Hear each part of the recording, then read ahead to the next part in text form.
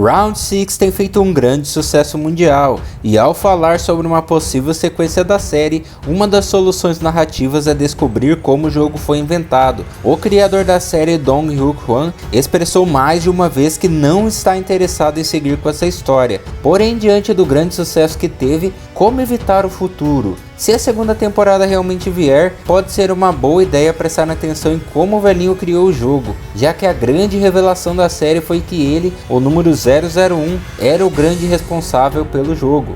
Fica comigo que nesse vídeo você vai ver que Round 6 te mostrou quem era o 001 e você acabou não percebendo. Por isso, resolvemos preparar essa lista, que ilustra 10 momentos em que a liderança de 001, o anfitrião, surgiu através de brechas na narrativa, provando que o fenômeno de popularidade da série é verdadeiro. Existe uma imensidão de possibilidades que envolvem a criação do jogo, mas enquanto o anúncio de continuação não vem, vamos conhecer um pouco mais a trajetória de Eoyunan na competição.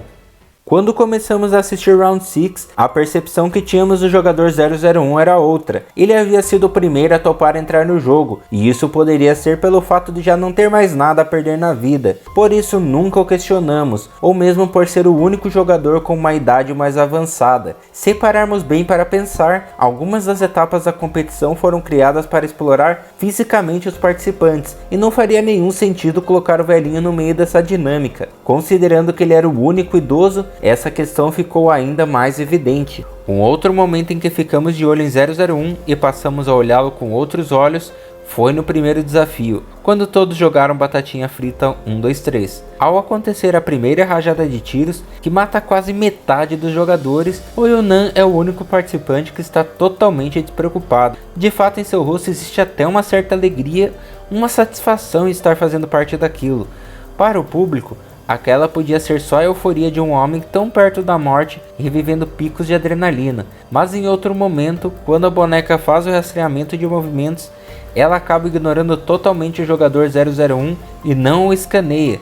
Ou seja, ele sabia desde o começo que não corria absolutamente nenhum risco. Logo após o primeiro jogo, os participantes percebem que estão no meio de uma competição de vida e morte. Segundo as regras, se a maioria quiser, podem desistir do jogo. Uma votação então é anunciada para que a metade sobrevivente faça sua escolha, e a maior das coincidências acontece. 001 fica por último, e seu voto é quem decidirá o destino de todos. É impossível dizer que o empate aconteceu de propósito, mas o fato de ter o anfitrião sido colocado como número 001 foi estratégico. Se votações e decisões fossem tomadas durante o andamento da competição, o fato de tê-lo nessa posição permitiria que ele tivesse poder sem que sua identidade corresse riscos.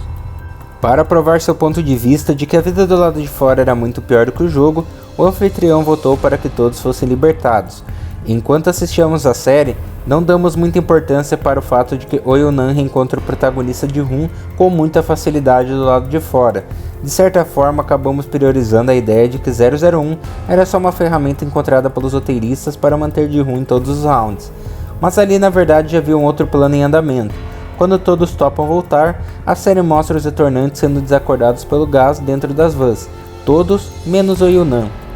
Assim que retornam para o jogo, os participantes percebem que se matarem uns aos outros não existe nenhuma punição, é uma espécie de seleção natural. O anfitrião resolve liberar tudo em uma certa madrugada, onde os jogadores mais fortes possam eliminar os mais fracos. O problema é que os soldados de sistema do jogo poderiam sempre encontrar um jeito de protegê-lo, mas seria mais difícil fazer isso se o perigo viesse dos outros participantes. Quando assistimos pela primeira vez, somos levados a crer que o conhecimento dele sobre algumas das coisas que vão acontecer vem da experiência de vida, colocada em seu texto convenientemente para que os outros personagens escapassem da morte. Agora, contudo, sabemos que os participantes que estavam próximos de 001 estavam protegidos, pelo menos por algum momento, já que ele não poderia morrer. Foi o que aconteceu no desafio do Cabo de Guerra, por exemplo. Quando subiram lá, todos daquele grupo já estavam salvos.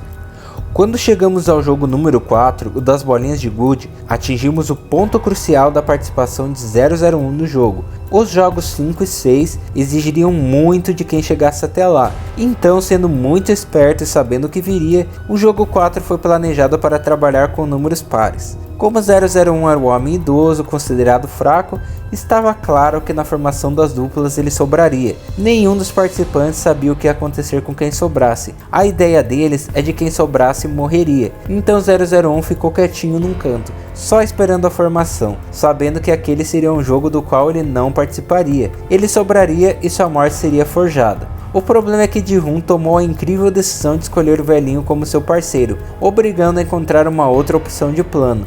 Quando Han Mi-neo acaba sobrando, eles mudam a ideia de eliminar a participante e decidem mantê-la à espera do próximo jogo. Pela proposta inicial do jogo, o jogador 001 não chegaria até o jogo 4, o das bolinhas de gude, pois se ele perdesse, seria difícil encenar a própria morte. Todo o cenário dessa rodada foi preparado de acordo com as memórias do anfitrião, mas como ele não chegaria a participar dessa etapa, sua entrada no galpão foi cercada de emoção. Ele fala comovido sobre ter passado sua infância naquele bairro, e novamente não nos perguntamos por que esse desafio foi preparado de acordo com as memórias de um jogador. De certa forma, acaba sendo poético, porque aquele é justamente o ponto da competição em que ele literalmente sai de cena. Contudo, ele tinha um outro obstáculo. Ele precisava adiar a vitória de Ji-hoon ao máximo possível, já que forjar sua morte com tantos participantes no local seria muito mais difícil. Dessa forma ficou evidente que a demência que ele demonstrou no desafio foi fingida. O senhor quer que eu aposte todas as minhas bolas? Mas que loucura é essa? Isso não faz o menor sentido. Então, responde pra mim. Você ter me enganado e roubado minhas bolas faz algum sentido? Assim como o instante que ele se confundiu com as bolas, entregando a vitória ao amigo. Tudo para que pudesse ser o último a terminar e o último a sair. Sem dúvida, o momento em que Round 6 mais arriscou seu segredo foi justamente na saída do jogo 4. Isso porque muitas vezes quando o personagem não aparece, não há morte. Além disso, a série foi toda construída em cima de um clima de violência gráfica, o que torna aquela morte poética, muito incoerente com o produto final. Mas de novo o roteiro foi muito esperto. A idade de 001 acabava justificando praticamente tudo a respeito do personagem, inclusive a decisão de não mostrá-lo sendo assassinado. Por fim, mas não menos importante, outra grande pista veio no episódio 5. Foi rápido, mas definitivo. O policial Hwang Jun-ho conseguiu encontrar registros dos participantes do jogo, e quando abriu a pasta, a cena mostrou que os registros começavam pelo número 002.